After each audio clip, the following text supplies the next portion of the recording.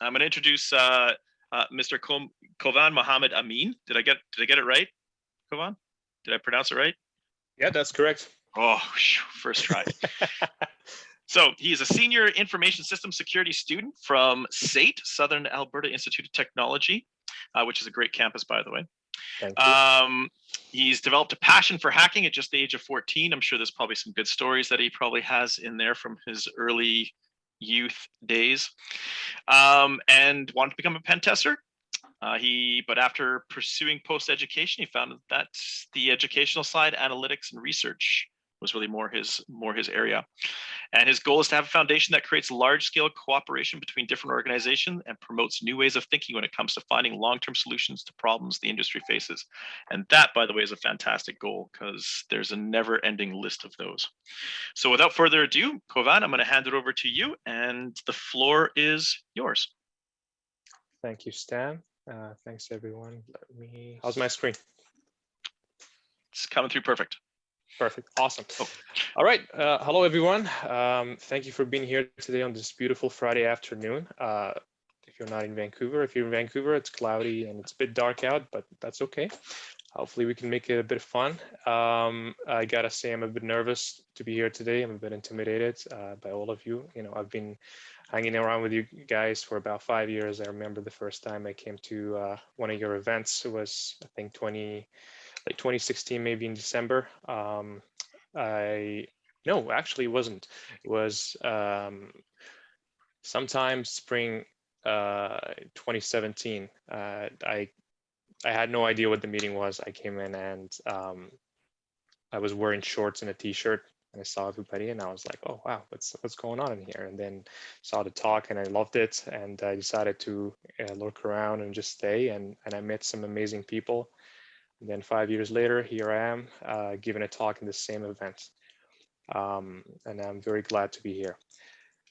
I truly thought that I was hoping that this would be in person and I could see all of you in person as well. But, you know, the times are hard right now, and we are doing our best to accommodate and still connect and still share information and be in the loop.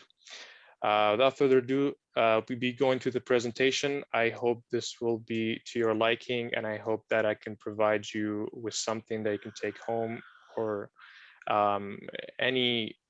the slightest thing that I can, for someone who's an amateur and still trying to get into the industry himself, to provide you with some value that you could use along the way.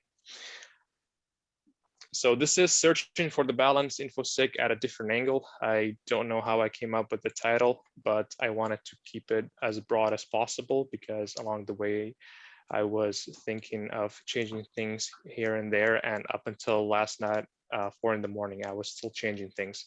So you're probably gonna see some of those changes and realize that it was done last minute. So my name is Kovan. I am an information system security student at the Southern Alberta Institute of Technology. This is my last year there, and this December I will be graduating. I like all things hacking and all things security. Just as Stan read my biography, I developed a passion for hacking and security in general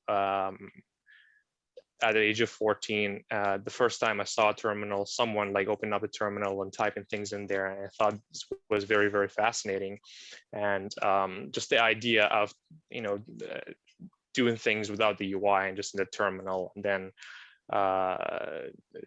doing things to the machines and the computers and, you know, the systems, things that they're not supposed to do, was absolutely fascinating.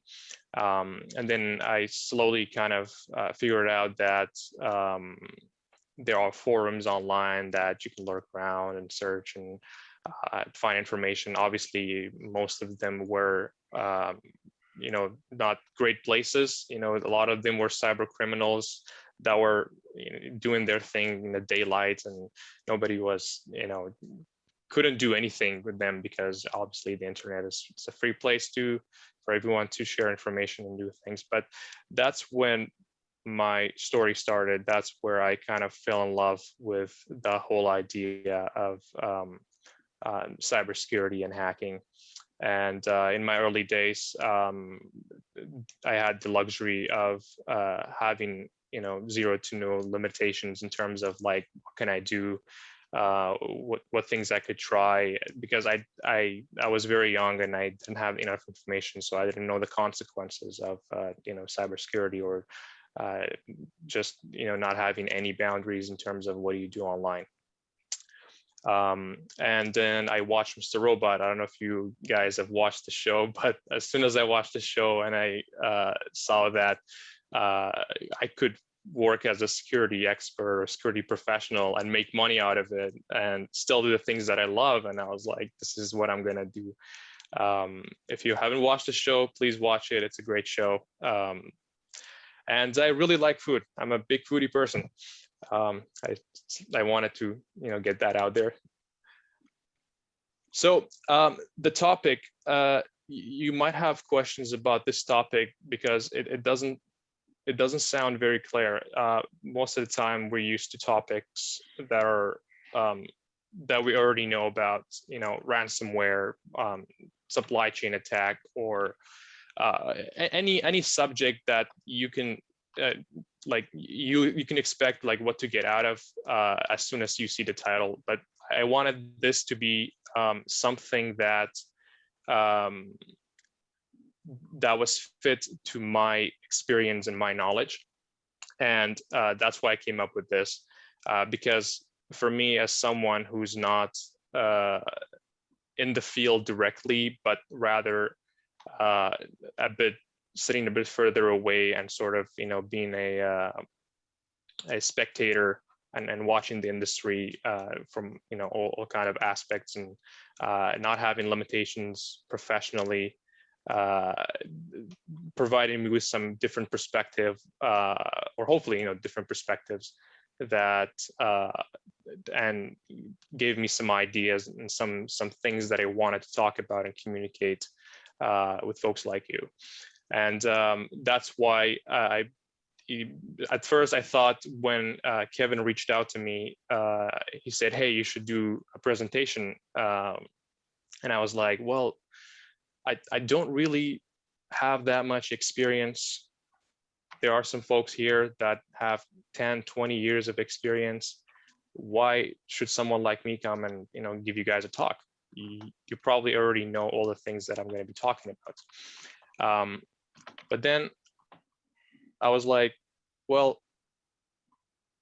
there's got to be something that I could provide. There's got to be some ideas that I could bring up. And just from the different experience that I have, there has to be something or some kind of story from a different perspective that I could provide. And that's why I came up with this topic. And just as I explained it in the previous slide, that I was, when I first started, I was free from certain cyber educational limitation, or limitations that you see generally when people start coming to, sorry, is this GIF giving, I thought there was a sound in here, sorry about that. Anyhow, so I was free from any limitations at the time when I started learning, and I think that provided me with an edge of being able to explore freely and not having to worry about certain things. And I think that sort of like rapidly gave me rapidly increased my knowledge on the things that I know in cybersecurity. Okay, and the topic. So just like I said before, this topic, we're going to go into some of the things, some of the flaws, and some of the imperfections that I've seen in the industry itself. Some of the root causes that I think are worth mentioning.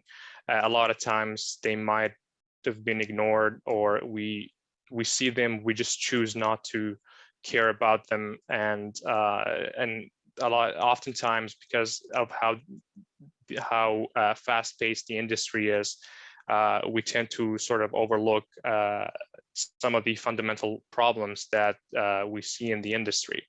And I thought it was necessary to go back to those fundamental problems or the fundamental flaws and imperfections, and hopefully,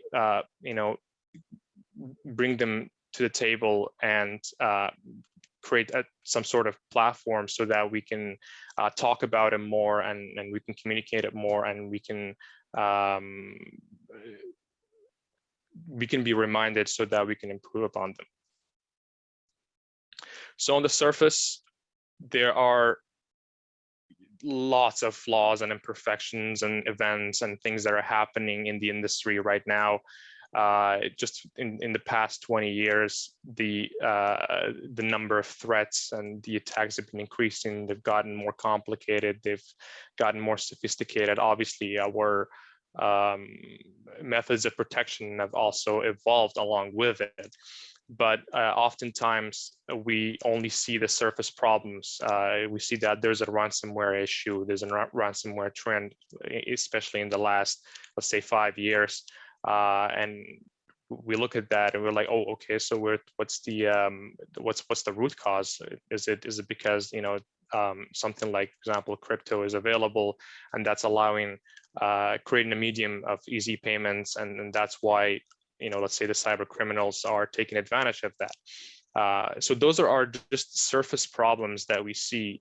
But in order to see the whole picture, we need to dig deeper. We need to look at where are these problems coming from, and why are we not able to adequately deal with them. Oftentimes we're late when we respond to attacks, incidents, and we often miss to capture data on the mistakes that we've made and learn from that data. And I wanted to see where that root cause were. So, and I think some of those problems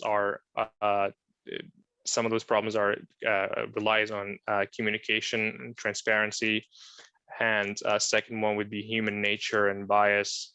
Third would be education, which is really important. And then the last one is cybersecurity is seen as just another business. I will be going into detail in each one of those, and hopefully I can spark some questions in you. And if you have a question, or if there's something, a comment that you want to bring up, or if I say something that might not seem right to you, please, I don't know if you can raise your hand here in Zoom, but you can say it in the chat. I'll be looking at the chat, or you can just open up the mic and start talking. I would love some engagement in this. I'll be monitoring the chat as well, Kovan. Awesome, thank you.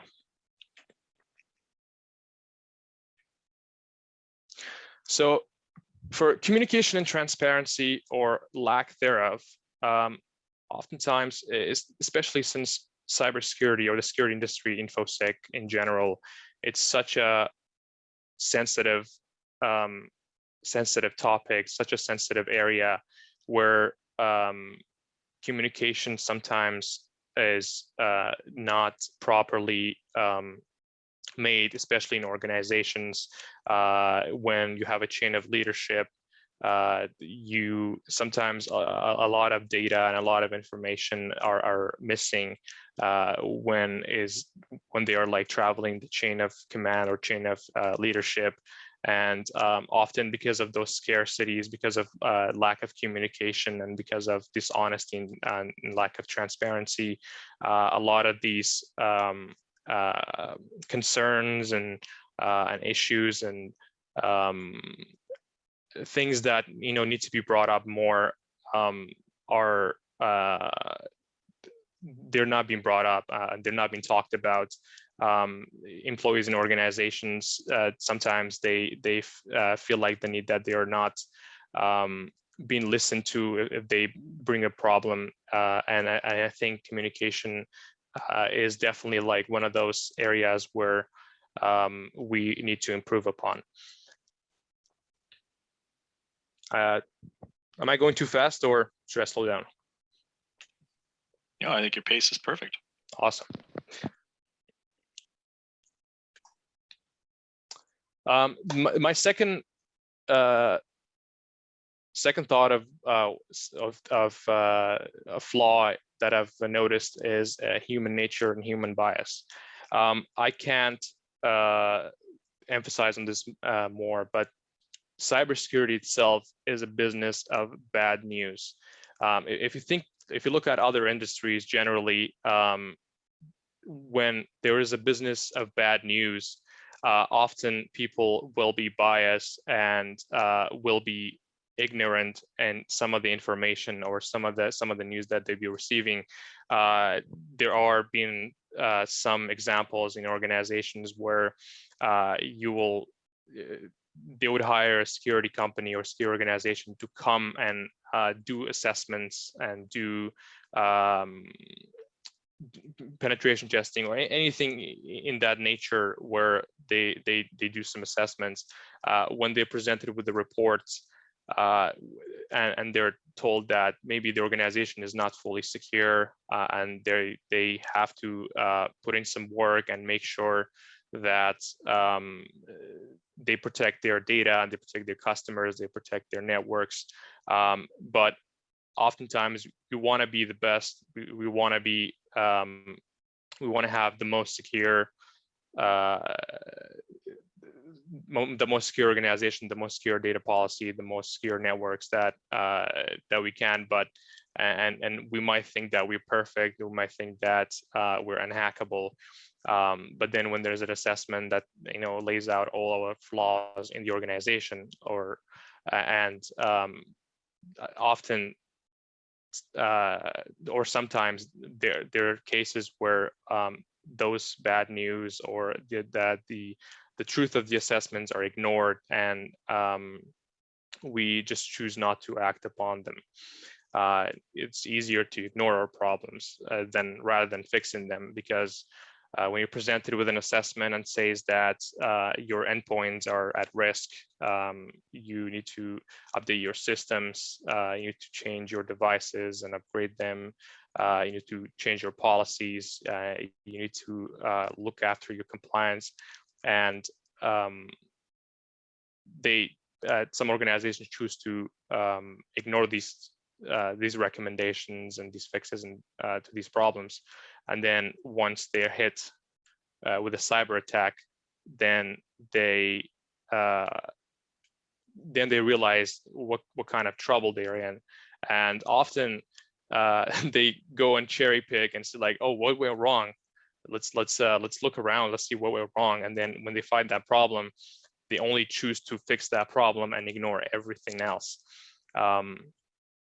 Or often they think that the security organizations they've hired to do those assessments and look after their security, they are pushing more products on them. So if they're met with some recommendations to better protect their organization, they often think that this might be just a way to push more products on them, or just to spend more money so that security organization makes more money, and that's just a sales tactic. So that's also one of the reasons why I think human nature really affects our decisions in cybersecurity and security in general. And like I said before, there are some organizations that truly think that they are the best and they're secure and they are untouchable, and that's a huge egotistic problem that needs to be addressed. And it's a very toxic way of thinking, especially when it comes to security, because transparency and honesty is an important virtue that you need to have in security. If you're not transparent, if you're not honest with yourself, with your organization, then you would have problems in the future.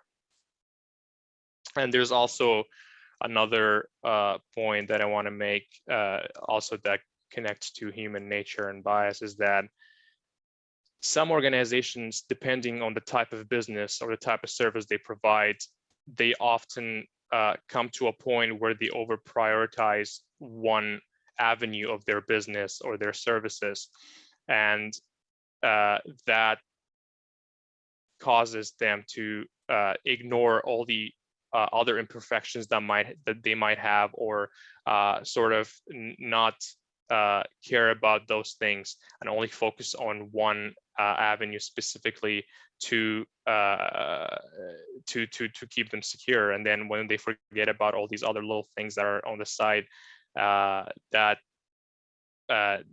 can lead to imperfections that will cause them to be compromised, and for the bad guys to take advantage of those weak points that they know this organization won't care for that much. Another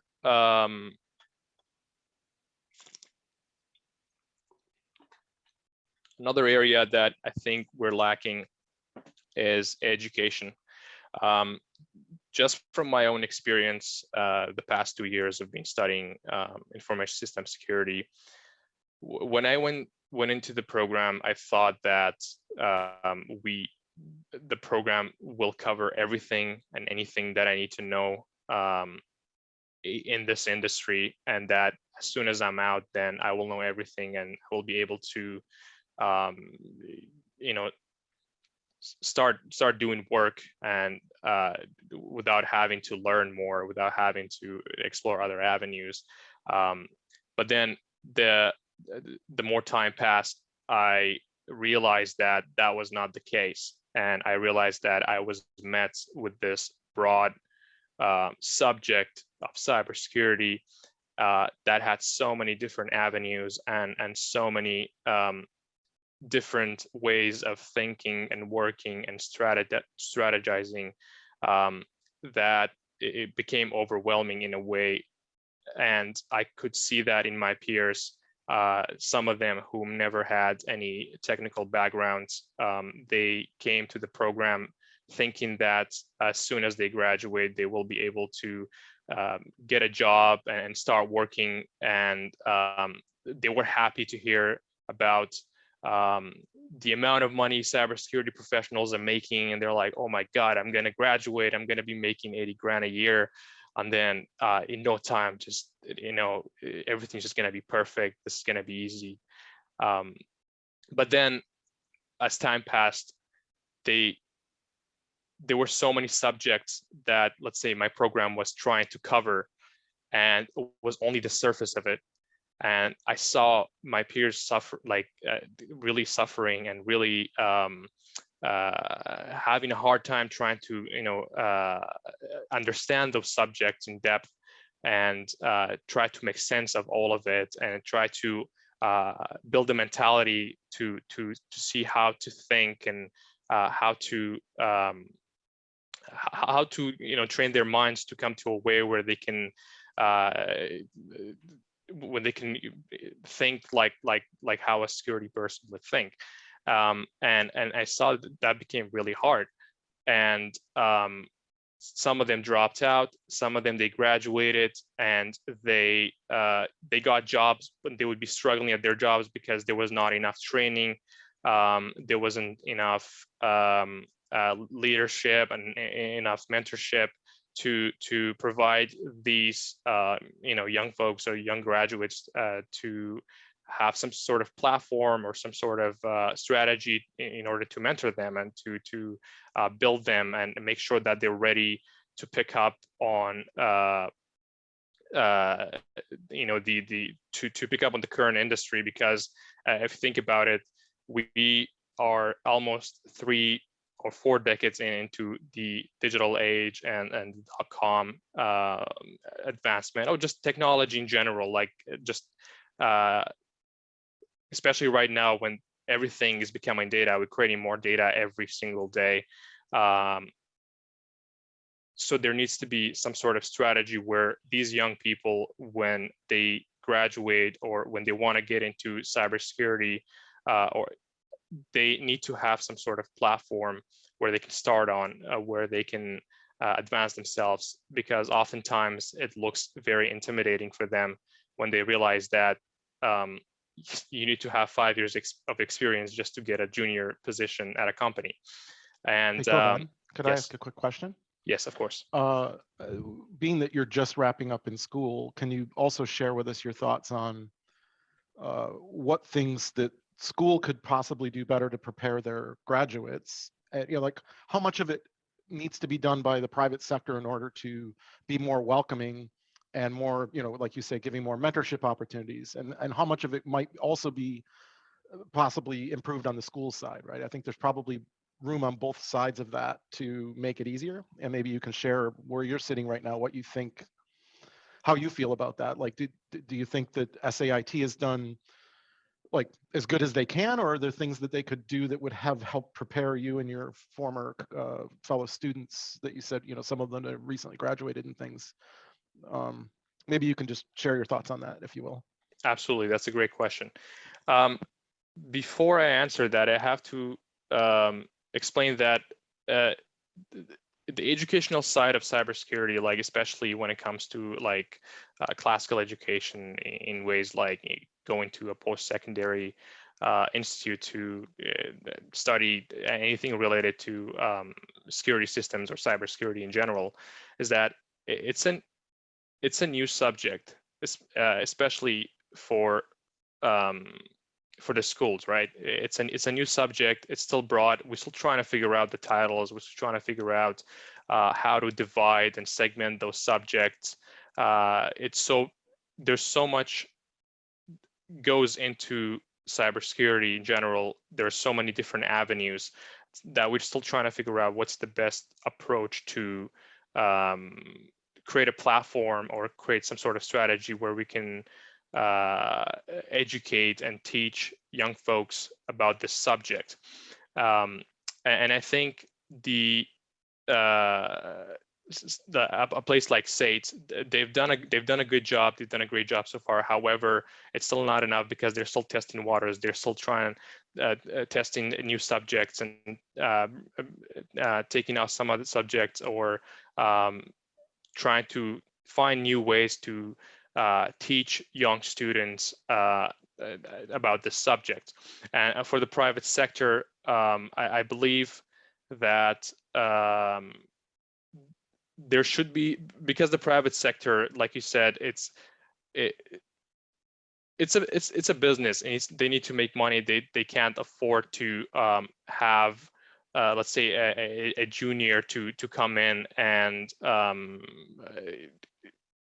put their business or their organization at risk. So they have to be very careful of whom they select and how they vet those people. But at the same time, there is a possible way where organizations can come together, the private sector and the public sector, to create platforms. For example, something like this group is one way to provide the education or the material or the platform for, let's say, someone like me to come in and talk and share my ideas and see where things come from and debate on different topics.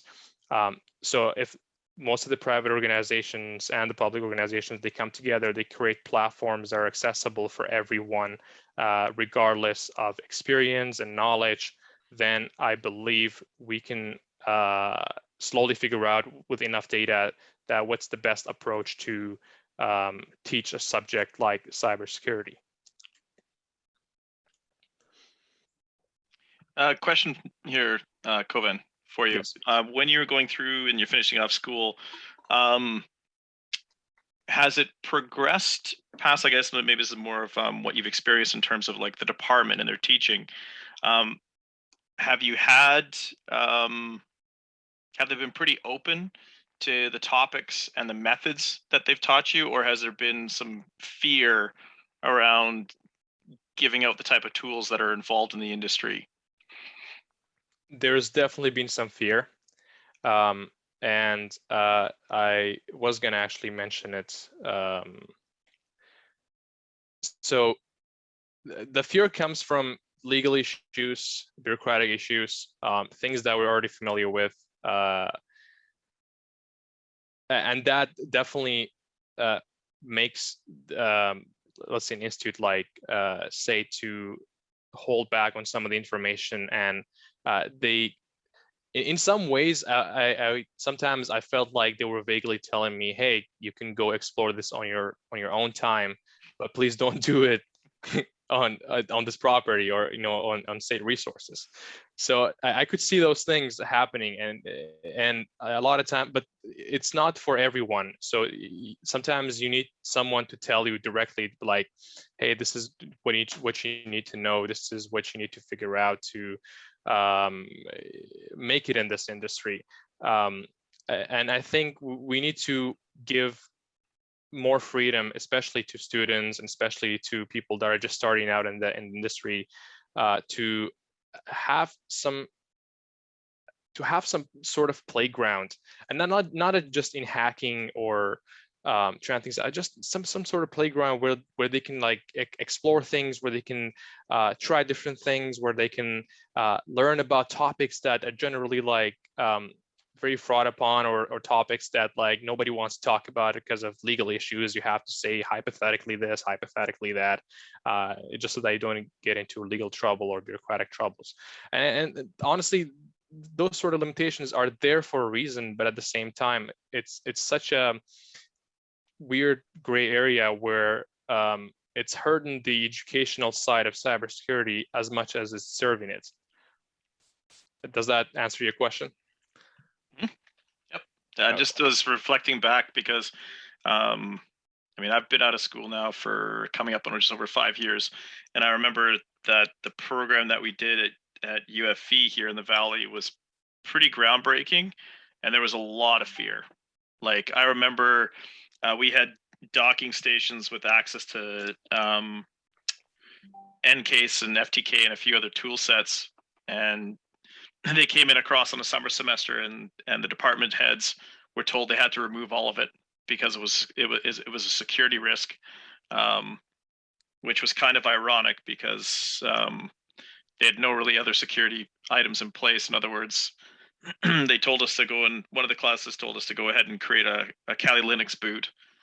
Well, not a Kali Linux. They told us to create a Linux boot disk, but didn't specify. So there's a number of us that created a Kali Linux boot disk, and you'd wander down to one of the open labs and you could plug it in and it would boot straight off of it. And yet they were worried about other things. So, but we found that there was a lot of fear from management, and a lot of it was them not, at the time, management didn't understand, and so that was interesting. Good. Yeah, that's a good point. To be honest, like just from my own experience of sort of like trying things out, like trial and error, and like lurking around in online forums and then going to school, the interest is there to see how things work, to see what can you do to some sort of technology device to do something else, that something that they're not supposed to do. And the curiosity of exploring is what drives security, and that's where the advantage where the bad guys have comparing to the good guys, right? Because they don't have those limitations. They have a free playground to do whatever they want because there's no consequences, well, as long as they don't get caught. But for us, it's such a gray area where we have to be very careful of what we say and what kind of stories we share. I used to make the mistake where obviously, like I haven't done anything illegal in my experience. However, there are some things that, let's say, I've done that I would, say are questionable in today's standard in terms of security, right? And like I couldn't, let's say, for example, sit down in a coffee shop and have Kali Linux up, and if somebody sees that with the terminal open, they're going to call the cops on me. And I might not have done anything illegal, but if I get caught with that, then they'll be like, hey, what are you doing? You must have been doing something, even if you're not. You could still, get accused, and you could still get into legal problems. I often used to share my stories because I was so excited about them.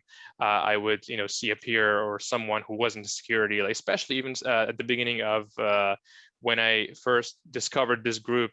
Sometimes I'll tell my stories. I'll tell it to Kevin or Chet or you, Stan. And one time Chet was like, hey man, you need to shut up. He was like, he was like, you need to shut up. This is not a good way to share stories. You need to figure out a way to share them without being so, open about it. And honestly, the more time passed by, and at school I started like studying the legal side of security. I took a legal course, and it was horrifying, because with these limitations I had, there were examples of people that were sort of like in the same situation as me, but they just did something and they got caught with. And just to make an example of them, courts would punish them to the maximum, let's say, amount of years of sentence that they were allowed for, let's say, such a crime, right? We have so many stories of people in the past that in the late 90s and early 2000s, just getting caught, playing around with some, I don't know, MySpace or something like that, creating a worm in MySpace, to, add other people in there. Is like, these people have talent, but because of the scarcity in legal terms, that we want to shut these people down as soon as possible, so that we can make an example of them, and that other people don't, take the same route to repeat those same mistakes and cause organizations damage, right? In fairness, Kovan, Sammy Kamkar has done quite well for himself. So. Oh, absolutely. Don't be too cautious. It is definitely good press, for sure. So I got a Sammy question. Kamkar. Yes. How current do you find that the academic institutions you're in is with the threats of today? You think you guys are ahead of us? Do you think the industry is ahead of the academic world? Could you elaborate a little more, Kevin?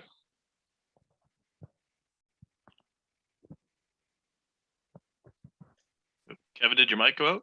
Oh, sorry about that. I'm hoping you've got a good handle on ransomware and what some of the latest techniques are to stop that. I'm hoping you're to discuss phishing and what are the common ways to stop phishing.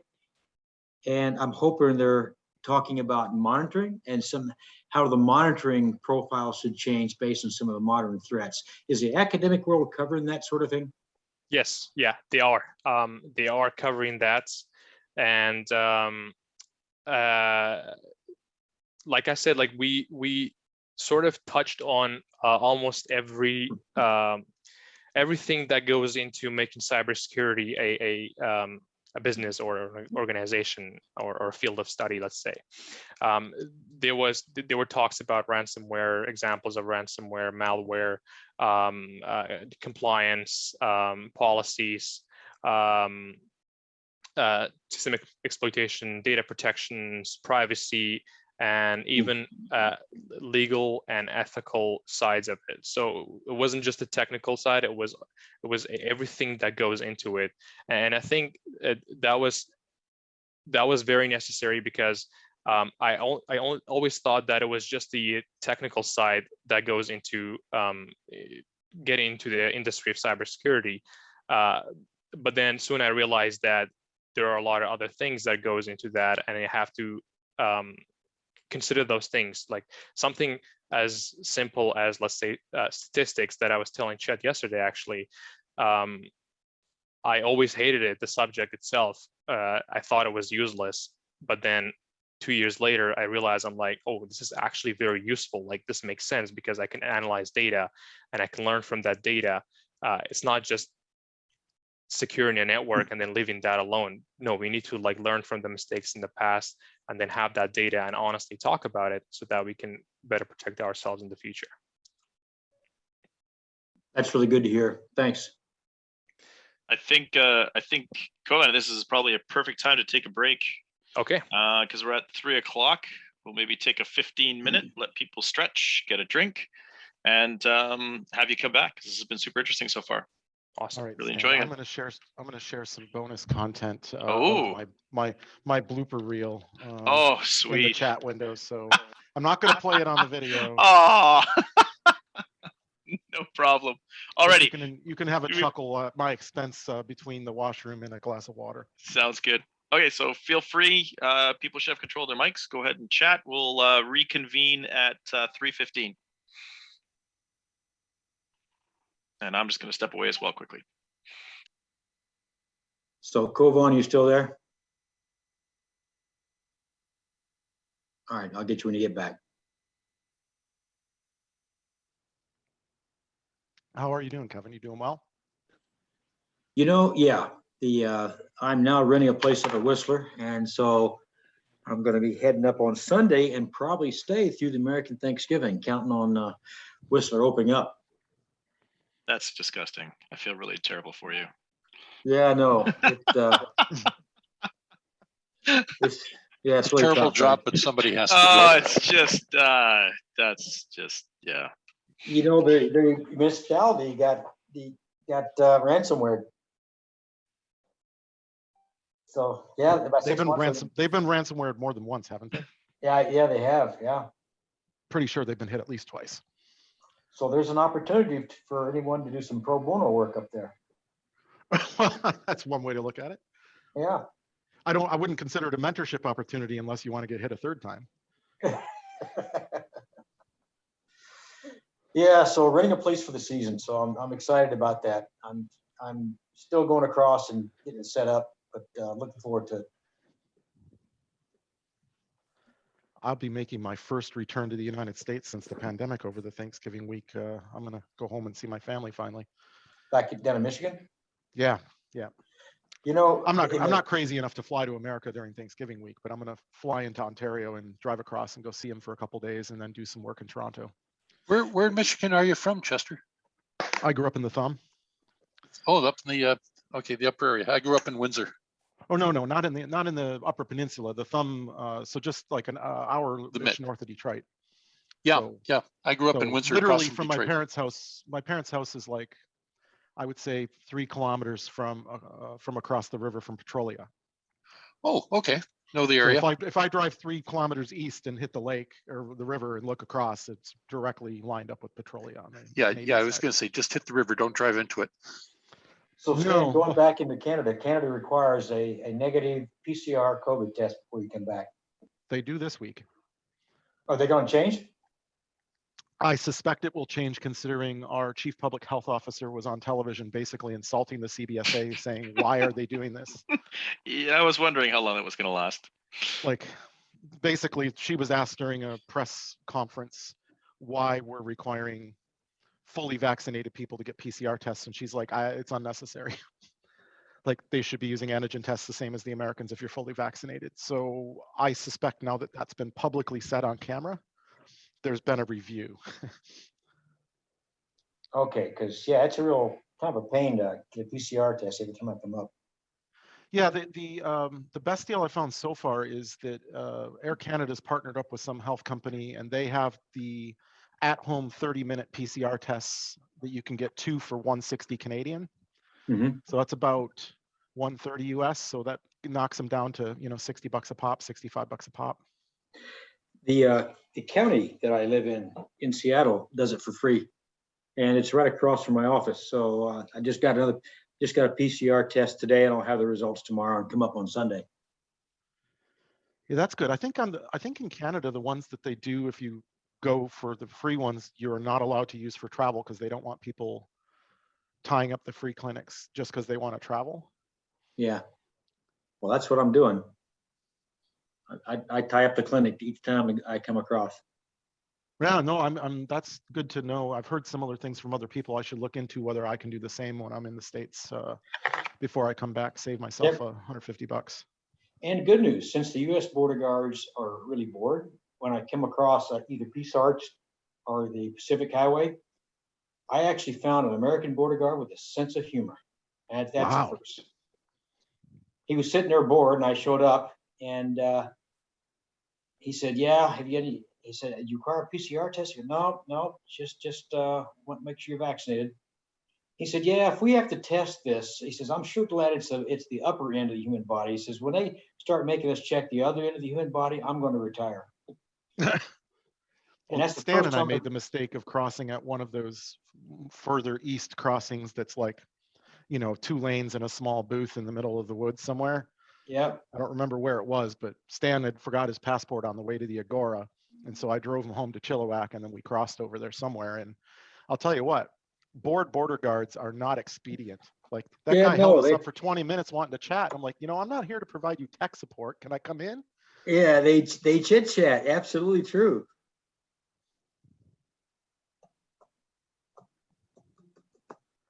Yeah, I'll have to start relationship building all over again when I start to travel again, because I used to know all of the border agents at YVR.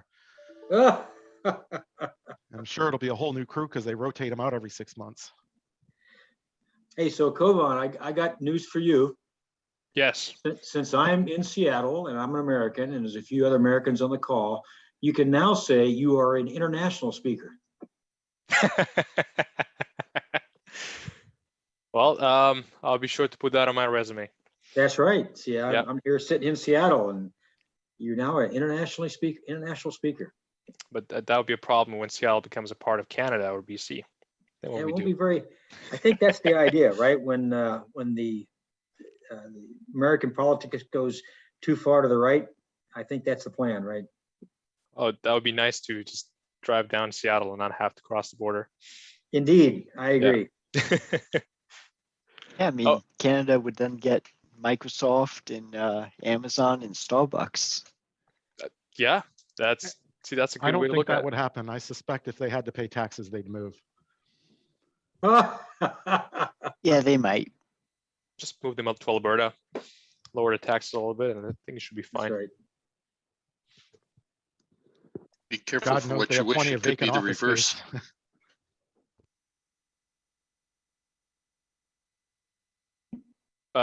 By the way, I actually have one of my colleagues here from SAIT. He's also a good friend of mine. His name is Jethro. He just recently graduated, very talented fella, and he's been looking for jobs. So if you have anything open in Calgary or even in Vancouver for a junior position, he's the guy.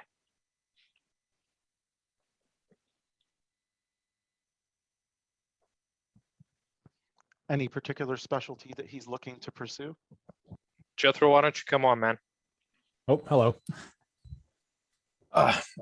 So yeah, I'm honestly coming out of SAIT, and honestly, one of the biggest parts that I'm finding is an issue is not knowing exactly what positions I'm supposed to be starting in, to be honest. I mean, I've been looking at even just general IT at this point, just to get out of sales and hopefully into something at least related to computers. And it's hard even just to see that happening. I think general IT Question is for a you guys. fantastic starting point, right? Like it's one of the things that is challenging in security is understanding how it fits into a working business. So if you put a little bit of time in an IT, it gives you a much better perspective to see how security fits into an organization, and it gives you a better, mental picture of how it all works. Yeah. And it also, most IT people aren't really interested in doing security. So if you're the one person that shows interest, you can move laterally into a security role really easily out of IT. I think that's a really good idea if you can do it. Okay. For the guys in Calgary, I'd recommend looking up the Security Professionals Information Exchange in Calgary and attending some of their meetings. They're usually held down in the downtown core there on, usually over at the Imperial Oil Building or in the Bow Valley Square. And there's also another group in there that, if you know anybody in the oil industry, is asking for the National Energy Professionals Exchange as well. Okay. Yeah, that's definitely worth looking into. Thank you. Yep. Yeah, the other ones are, if you need, you've got a couple organizations down there that have things housed there. There's, I used to be with Mark's Work Warehouse. So there's Mark's, Sport Check, all of those guys. Oh, yeah. And I would say, I think Imperial and Shell have moved most of their operations down into Texas.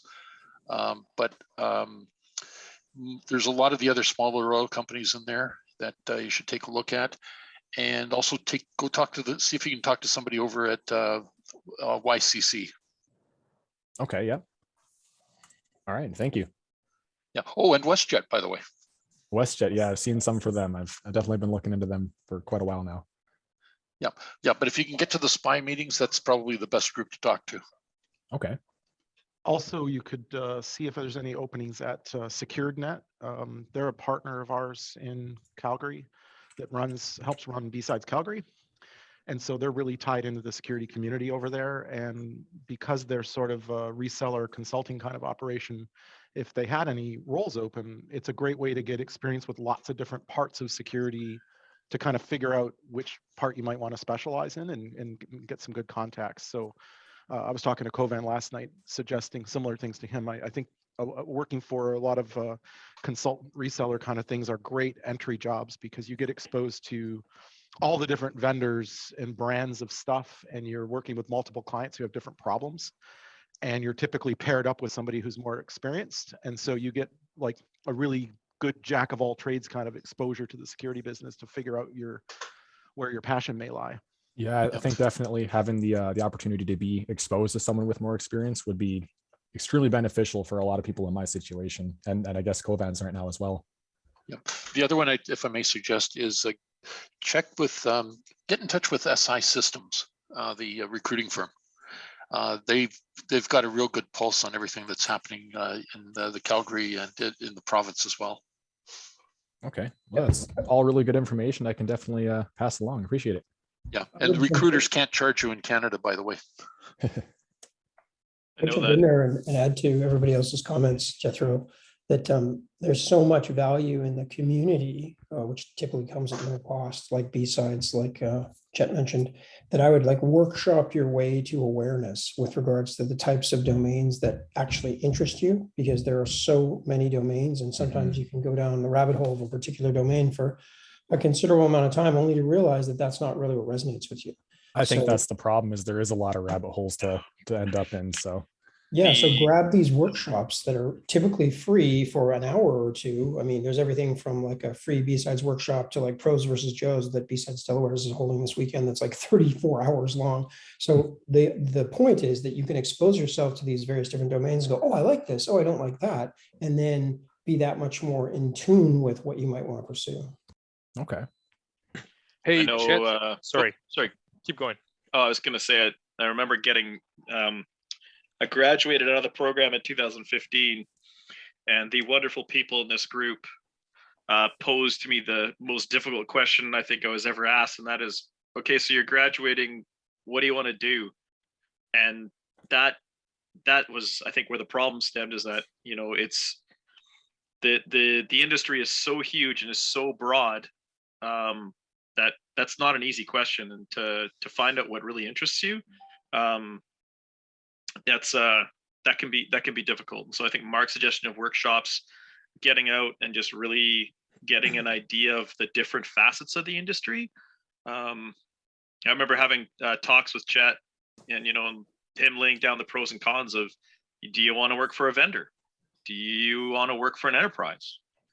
Like each one of those is its own its own character, and there's a lot of people in here that they've been consultants for a lot of years. So there's a ton of different avenues to take, and that's not necessarily the easiest choices sometimes. I definitely agree with you that a very difficult aspect of this is sitting there and looking at all the options and not knowing which one is something you actually want to do. And hey, if you do it right, in only 5 years, you too could be the president of Canada's premier security meetup. yeah, the position that can never be given away. And it's important to consider that, you don't know what you don't know, right? There Yes. might be a domain out there that you're like, oh, this is amazing. I totally love this. So by exposing yourself to all of these diverse opportunities, and once again, keeping costs down, and even your time commitments down, you'll eventually go, aha, and you'll find one or multiple avenues that you can explore. Every awesome job I've had has been because I didn't have it, and I saw somebody else do it, and I went, I want that guy's job. How do I do that? Yeah, no, Chet, that's sorry.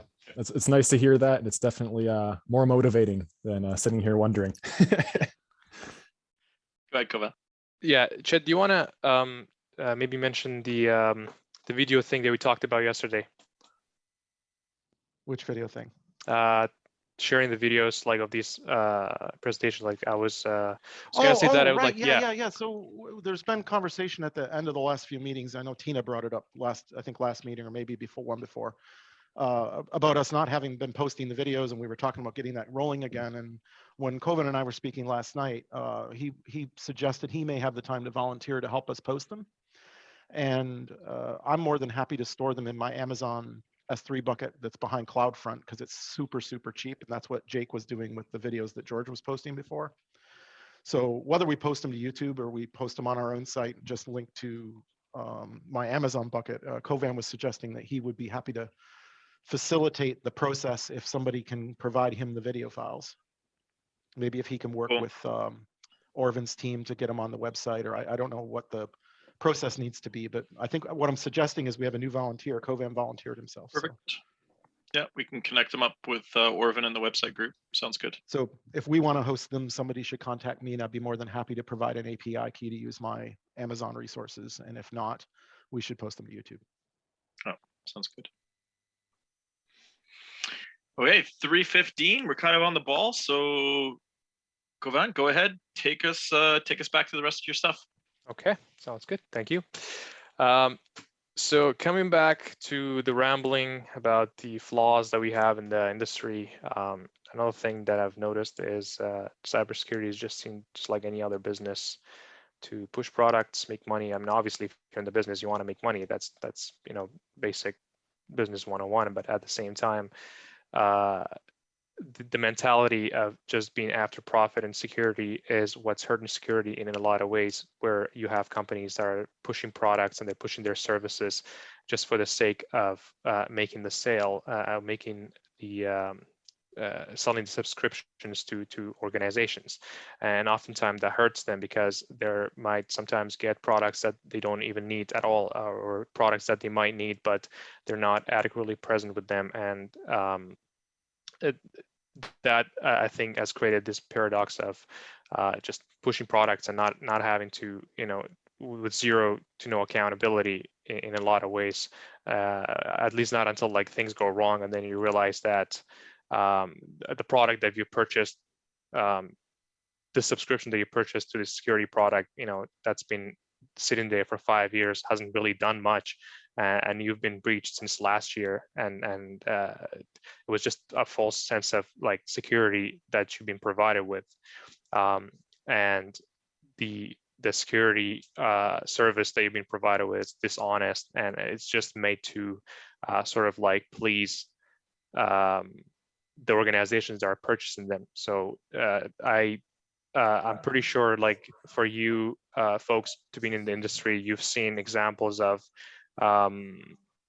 some organizations where they say where they do assessments for security, they say that everything is perfect, everything is working really well, and or when it comes to compliance, for example, that they say, oh, you're PCI compliant, or and you're GDPR compliant, and you're just good to go, without actually properly doing the assessments or being honest with them fully that they might have flaws and things that they need to fix, but just handing out these okay signs and then later on regretting the entirety of these decisions. And when something goes wrong, then you realize that there might be other organizations within whom use the same services or the same security company that's been providing those services, and they might have the same problems. So just sort of creating this culture of being completely honest and being completely transparent when it comes to providing those services, I think will make a huge difference in terms of how we treat security in general. And one other thing that obviously every business has and every organization has competition, and that's natural, and that's a good way to conduct business and be in the industry. However, there are times where you have to consider the fact that security is something very sensitive, and it's not just a simple product where you can just change it. It's not a furniture where you can hire another company to change your company's furniture or something like that, or change the utility company. It's something that needs to be there constantly all the time.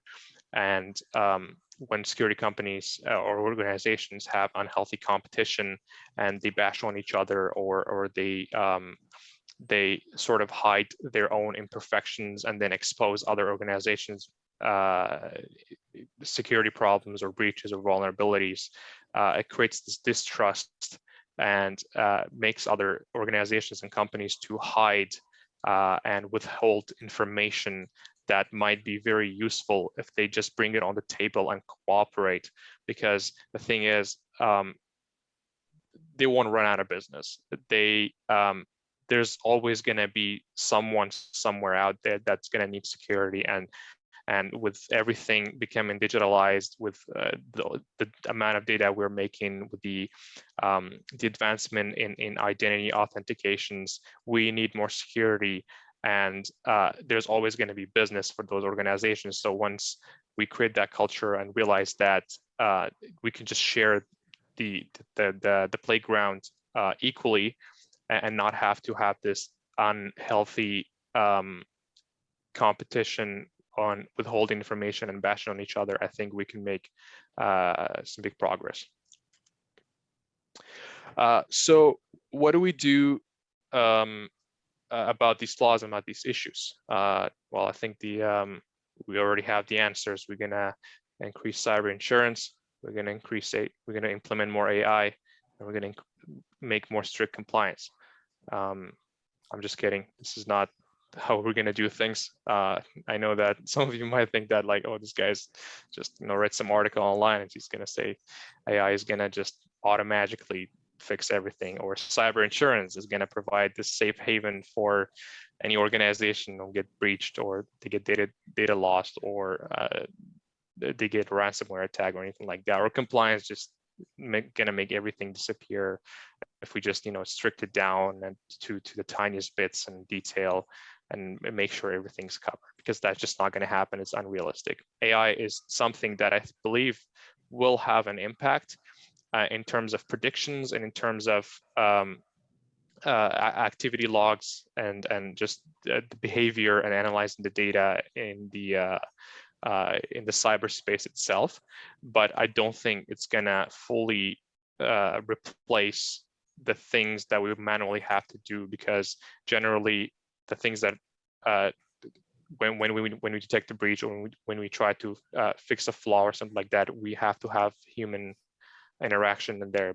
Without it, if we take out the human interaction in protecting organizations, they're just going to fall apart. And that's what a huge mistake that I've heard a lot of organizations make, where they say, hey, well, we have some endpoint security from the third-party company. Now we don't need to have our IT folks in here IT security folks in here, or our cybersecurity analysts in here. We can just, get rid of them and save $100,000 a year or something like that. But then, months later, when they get breached, they have no one to rapidly respond to those threats, or make those fixes that they need, or detect things that these sort of like endpoint securities didn't or couldn't pick up on. But for as a complete solution for these problems, I don't think I have a definitive answer, or an exact answer to fix all those things. And I think this is what my goal was, to bring those up and spark questions in everyone, and try to debate and discuss how can we together fix those issues and those flaws, and how can we build better platforms to help educate and help create some cooperative culture, where a group like this, instead of 32 participants, we would have 1,000 or 2,000 that are regularly coming in, and they're here to actually make a contribution and exchange information. So at this point, I believe that we have come to a point where we have to accept that this industry itself is always going to be here, and we will never be fully secure. Even with the advancement of machine learning and AI, there won't be a future where everything's completely secure and we've eradicated all the problems that we have. They're always going to be there. They're just going to be different. And I think the idea of like thinking about the future like that is wrong, because we are already in the future, especially like thinking about how rapidly we've advanced since late 80s and the 90s, and I am honestly like, I haven't really seen all that much in the 90s and even early 2000s because of my age. However, folks like yourself who've had 20 years, 15 years, 30 years of experience in the field know and seen the change of how things evolved until now. It's the same game, it's just different flavor and different strategies, right? So it's just a matter of keep adapting to our current solutions and strategies, and try to find different ways to utilize the data and the information that we already have and the tools that we already have to better protect ourselves and better protect our organizations. Because the more data we gather, the more mistakes we make, the better we learn, and the better we can strategize. This is the end of my talk. As a last, some of the last notes that I want to mention is that for folks out there that are new, like myself, it's very intimidating to come to this field. It's a very complicated field. It's a very broad field. Just the simplest question, like we just had during the break, as to what you want to do after you graduate, or what you want to do after you get out of IT, it's a hard question to answer, and you shouldn't have an answer right away. You should. I've been, listening to these talks for about 5 years now, and I still don't have a definitive answer of like what I want to do exactly when I get out, or what am I going to do 5 years from now, because it's constantly changing. I'm constantly learning new things. So if you're in the same position, don't feel intimidated. Always speak your thoughts, even if they're wrong. Always debate your ideas. Always try to find a different way of thinking when it comes to solutions that we already have. Just challenge yourself and don't be afraid, because nobody knows everything, and we're just all here to learn and all here to make a difference. Thank you. Done. Yeah, I'm going to build upon that and say, when I graduated from university, there was no internet, there was no email, therefore there's no internet security or information security.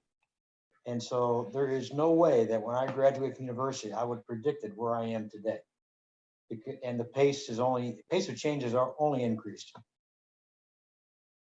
So be flexible.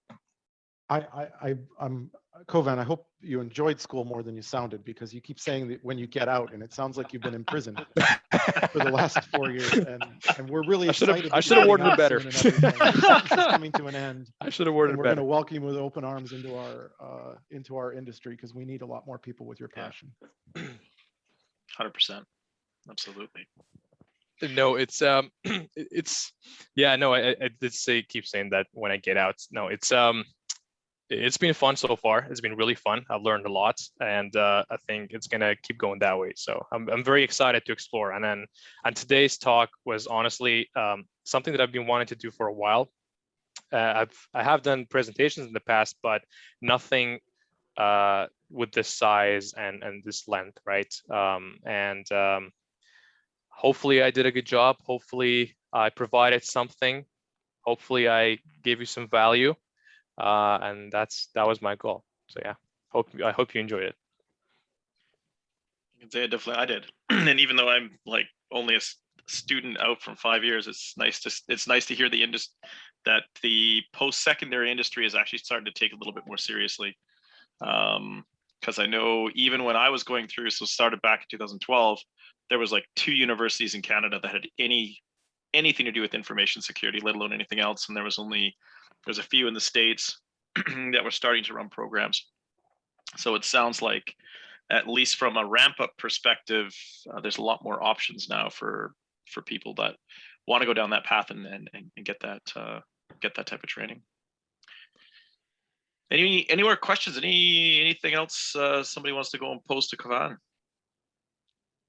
I was going to say something tongue in cheek, but I kind of actually mean it, but you were talking about what's next as far as solutions, right? I mean, obviously there's no silver bullet, and anybody who doesn't know that I'm kidding, I don't really think it's the blockchain.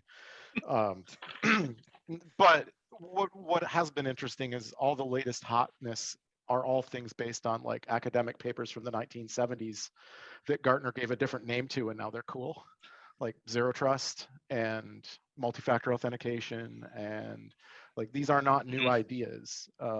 And so I think we, whatever the words are that we put around things, when we're looking to solutions, we should not forget, back to Jack Daniels' presentation, standing on the shoulders of giants. So much important work has been done that has never been implemented in our space. And we can go back and look to the past and a lot of the academic papers and a lot of the scientists that worked at DARPA and MITRE and different organizations with government funding that were looking into how to secure the military, how to secure communications in the 70s and the 60s and the 80s. And those ideas were never often put into practice. And things like zero trust just getting rebranded was enough to give it suddenly some legs for us to do something that's totally not a new idea. So there's a lot to be learned, because the fundamentals aren't any different. We need to only give access to things to people who are authorized to have them. And that's been a problem time immemorial. It's not a new problem. So you may use different bits of computing power, because now you can use artificial intelligence, or you could use blockchain, or you can use this, or you can use that, that might make things that were impractical in 1970 practical now in 2020 or 21. It's still not a new idea. So I think there's a lot of work that looking to the past can give us ideas about how we can more effectively do something with other people's brilliant ideas that maybe were impractical in the time that they thought of them.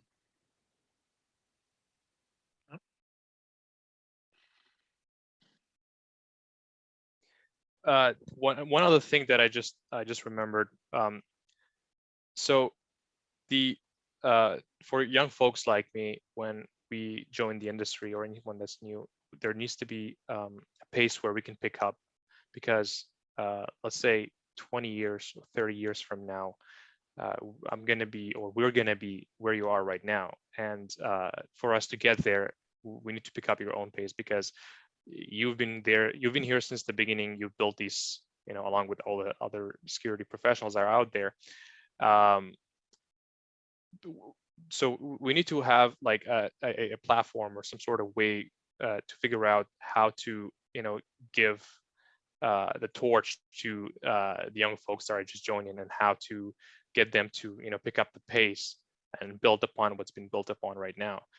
I don't have the answer for that. That's why I wanted to ask you guys, what do you think about that? Like, what do you think is the way to go for that?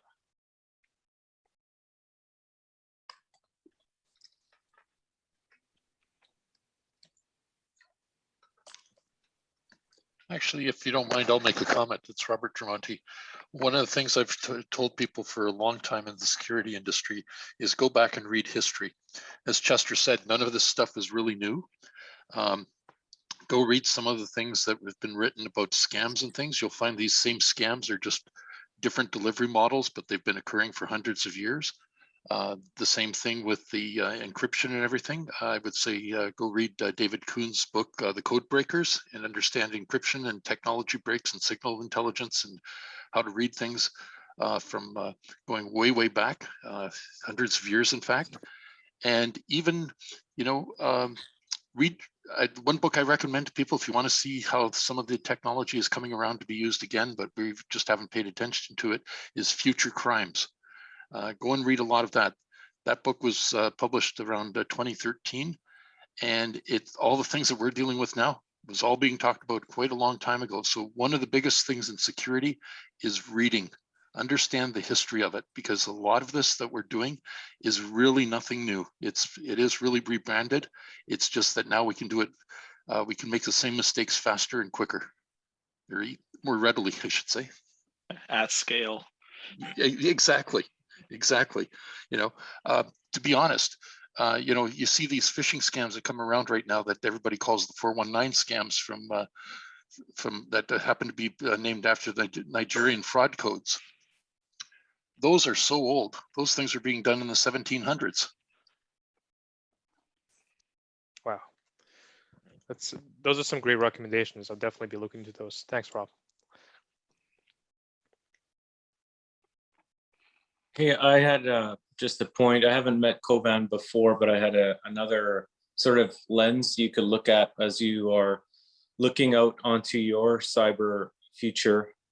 It was something that occurred to me early on in my career, actually before I was in cyber. I was in the auditing area and the accounting area.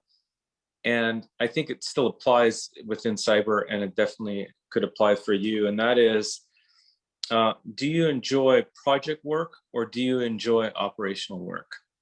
And I think that can really help you go down one path or another, because there's definitely both types of work in cyber, and it can make a big difference as to what your career is really all about and what your sort of day-to-day workload is all about.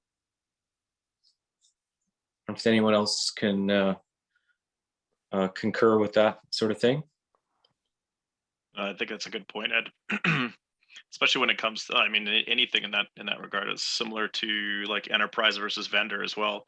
You've got a lot of different things with each of them, right? And yeah, project versus actual operational, vastly different areas with very different skill sets involved. Can also help though in terms of what you want to look for. Yeah, absolutely. I think it's also important to realize that you can evolve because of the diversity of the profession. You can start with a very singular-minded task. You might be a SOC analyst or something where you can kind of get your hands and feet wet, and then you can go off in a much more specific direction, bite down hard on something, and become a specialist. Yeah. And you may not even be able to answer that question yet, so it is important to get that exposure maybe to both aspects of it. And probably as an entry-level professional in this field, you're more likely to run into operational opportunities, but you may learn later on that you might enjoy something a little different than sort of being high adrenaline all the time like a SOC analyst might be. Yeah, good point. Yeah. And, those are great advices. And I think someone earlier on mentioned that it might be hard to jump and get into a directly security role. But if you can get into some IT, especially in a bigger organization, and you can find yourself your way into security in a bigger organization. And I'm talking from experience. I deal with students all the time. And if you have some skills that you have, like Kovan, you like the penetration testing area, that might be hard to really get into an organization that is going to hire you as a penetration tester. But if you get into an organization, even in an IT role, then you might maneuver yourself through. And with that, I also want to say, there are lots of programs that are now there. The university that I work with, we offer a master's in cybersecurity, and I encourage you, if there are some other people who are just graduating or who are looking to advance into a master's program, you might want to look into that program as well. It's also really important to understand you don't need to know anything about security to add value in the security industry. You could be a product manager, you could be a great project manager, you could be a great team member, and those are all immensely valuable and have nothing to do with security. And those are some great advices, actually. I truly appreciate it. This is all of those are going to be very helpful, and those questions are definitely very important for someone like me, for example, to figure it out. And answering your questions about operational or versus project based role is that for myself, like I definitely enjoy the project side a bit more. I don't mind going to operations because I think that's where most of the learning will happen, because then you'll be doing so many things at once and trying to learn how to multitask and how to keep up with the pace. But the projects will definitely be the main goal in the future. I've done some small projects before, actually Jethro and he's here today. We built a proof of concept device, something that's definitely doesn't exist out there, and that was to install malware onto iPhones, completely locked iPhones that are up until like iPhone 10 with the latest iOS versions and whatnot. And I still have, hopefully someday when we go back to in-person meeting, I can bring the device and bring the code and show you guys a proof of concept of how this works. I think it will be very interesting. But these sort of projects is what I'm looking forward to build in the future. Just to throw something else out there, I mean, if folks are wondering, how they can find their fit in cyber, we all know about Hack the Box, Try Hack Me, services like that are quite affordable. But in addition to that, what I would recommend is you actually kind of create like a mastermind group with friends or colleagues or teammates, because that you'll hold each other accountable by doing that, as opposed to just doing it yourself, potentially losing interest or losing motivation. That's all normal. So find a group of folks that are like-minded and band together, however temporarily, pick off some of the easy boxes to kind of get your legs and see how you feel about that. Yeah, that's definitely a great point. I've done some CTFs in the past. Actually, one of them was we did it at school, I think, and our team got the first place, and it was one of the best experiences I've ever had, and the adrenaline rush and the feeling of victory and stuff was definitely amazing, and us like the friends keeping each other accountable, the colleagues and whatnot. But I definitely missed that since the pandemic started. That's been very hard to collaborate, but I guess since like the nature of our work is online, then I would definitely be looking into finding a group that's similar and like-minded, and try to find something like that. That would be amazing. You make a really interesting point, Kovan, in that we as biological creatures, as human beings, we're actually wired for connection. We desperately need connection in order to function, as much as we might tell ourselves otherwise. So by creating these groups and these communities, we supplement that connection that we're missing, that in-person connection that can even happen without words, just when you're in the presence of other people. So we need to recognize that A, that's something that we need, and B, find a mechanism to supplement that. And then even kind of without realizing it, we'll just feel better about our efforts. And it's really important that you have the appropriate mindset, or feel that your mental health is being attended to, feel that you have people around you that will support you, ideally mentor you. And that is a often not talked about factor in folks' success. Absolutely. I was actually telling Chet yesterday, he was mentioning like how he likes to go to the office like once a week or something like that. And I said that the nature of our work is it's a complex topic. Not everybody understands it.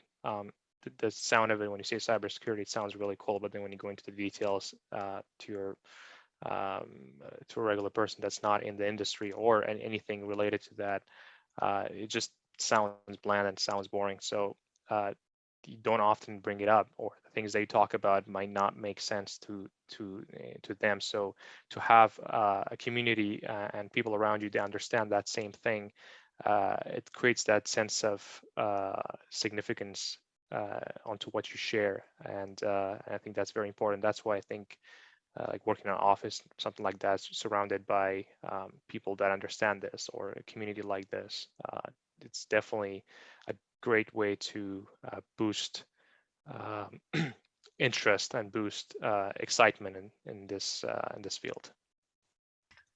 And I think what you're alluding to is recognition. There's nothing wrong with recognition. We all need to be recognized for the work that we do, not just by ourselves, but by others. That's not about fame or glory, just about appreciation and a kind of a recognition of value. So even if that's a post on LinkedIn or some way that you share beyond whatever the immediate boundaries are, like your immediate team and such, that is really, really important, because you never know who's going to see it. You never know who's going to appreciate it. Like, that may support them in their endeavors, and just don't limit yourself. Outsiders are rarely impressed when you say, I make stuff not happen. So you do have to surround yourself with other people who want things to not happen. Yeah, pretty much. Oh yes, true. Fantastic. I don't know, Kovan, I don't think you needed to worry too much about content before you got started. I'd say you've done pretty darn well. Thank you. I hope so. It was not my best work, but I thought it was fantastic work. What are you thank talking you. Thank you. Appreciate it. about? Actually, since we were going on all these tips, that's another really good point, Stan, which is communication is not the specialty of a lot of people in our business. And having good communication skills does make you stand out as well. So I would continue to speak and do things like this and point that out to people when you're looking for work and things like that, because I think, you know, we all need to communicate better. And you mentioned in your presentation information sharing and not keeping things to yourself and all that kind of stuff. And all of that is part of this, you know, communication side of things, right? And I think if we all communicated better, we'd have a lot more success. So continue to do that, and I would emphasize it when you're pursuing opportunities. For some of those that maybe had the students on there, and Kovan, like honestly, like it's a really important thing to present. Even like work example, I'm working with one of a younger cyber engineer that's a fairly new hire, and he had his first presentation to a prospective client. They're actually a very large, well-known company, and his presentation was good. It was the first time, and I gave him some feedback. Hey, it was really good that he did it. But like tips to doing it, and I remember coming back to like the group in here and just hearing, you know, they're like, you got to present, because, you know, the days of being able to sit in the back room and even on the development side of it, the developers have to present now, whether it's internally or to other stakeholders. There isn't, you know, those days are gone by. Like you have to, it's a skill set that can be learned. It may not be comfortable, but it can 100% be learned. You know, one of the things I said too is like, don't, I mean, Zoom is fantastic. You can do it, you can grab it for free. Just stick, as uncomfortable as this may be. This is the advice that I gave the young engineer, was put Zoom on, put the camera on, share your screen, do your presentation, and then listen back to it. And do that a number of times, because it's one of the ways you can train yourself on how to be comfortable with it, and to catch things that you know things that we all do when you start presenting and going down that line, whether it's overusing the word or different types of catchphrases that you suddenly discover yourself using, that everyone else realizes, but until you actually hear yourself using them, they don't stand out, because they just are part of your own language. So for students, definitely get used to presenting. It's a great practice. Yeah, terms like WTF aren't really appropriate for presentations. Well, I'll give you an example. The one that this young guy used over and over again. He was talking about adjudicating events, and adjudicating isn't necessarily a terminology that we tend to use. And I was like, and he used it a lot in his presentation. I'm like, okay, this isn't the presentation for adjudicating something. So but the thing is, I can tell him that he shouldn't use the word, but if it's become part of his regular vocabulary, it's gonna be really hard until he hears himself using it. Well, I'll tell you what, if you produce a podcast and then you have to edit yourself, you fix that real quick. Yep. Yes. Well, you may not think WTF is always appropriate, but here is I just put in the chat a link to a fantastic use of WAT. What? WAT.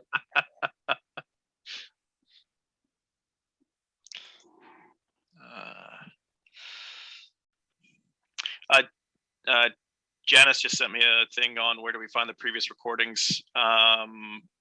We are figuring out a better place to host those, Janice. So as soon as we get something together, we'll post those out there. I think you can probably find some of them on YouTube still, I believe. but we're we're looking at hosting them a little bit differently. Stan, who do I contact in regards of the video sharing situation? That's gonna, I believe the recording belongs to Fred, who isn't on today. It'll be part of his cloud area, so I can get in touch with Fred. He'll have the recording for it. Okay, awesome. Yeah. And then maybe I'll coordinate with Orvin over Slack to sort out how we want to post. Yeah. Yeah, that sounds good. We should also on the site consider linking at least to other good either YouTube feeds or sources of InfoSec talks, right? Because there are some that already exist out there that are curated, but they're often oriented toward the sort of pen tester DEF CON crowd.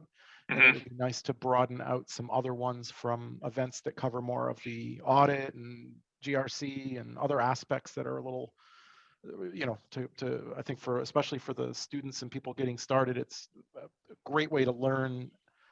And it's not always about finding O-Days and iPhones, right? Like there's a lot to our community that is not represented well on some of these sort of InfoSec vid sites. Yeah. I still blame you guys for not telling me how many security assessments I would have to go through. Because that's just a large part of my job now. Ryan. We can't scare you off. We would scare you off if we told you that early. And don't tell Kovan. Come on, man. No, you still got a long way to go up to get other people to do that for you. Yeah, I'm not there yet. I've not Once arrived. You're successful enough to not be president of the SecSIG, then I have not arrived. Oh, no, it's perfect. Alrighty. Maybe any last points for Kovan or Kovan? Anything else you want to close off with? I just want to appreciate you guys and thank you for everyone to be here and everyone who gave advice. This went better than I thought, and I truly appreciate you guys and this group and this opportunity to just be able, you know, to voice my ideas and ask questions, get advice, and I hope I provided something too as well. And yeah, thanks for being here. Enjoy the rest of your Friday. Right. No, I appreciate it, and thank you very much for the very good talk. It was excellent.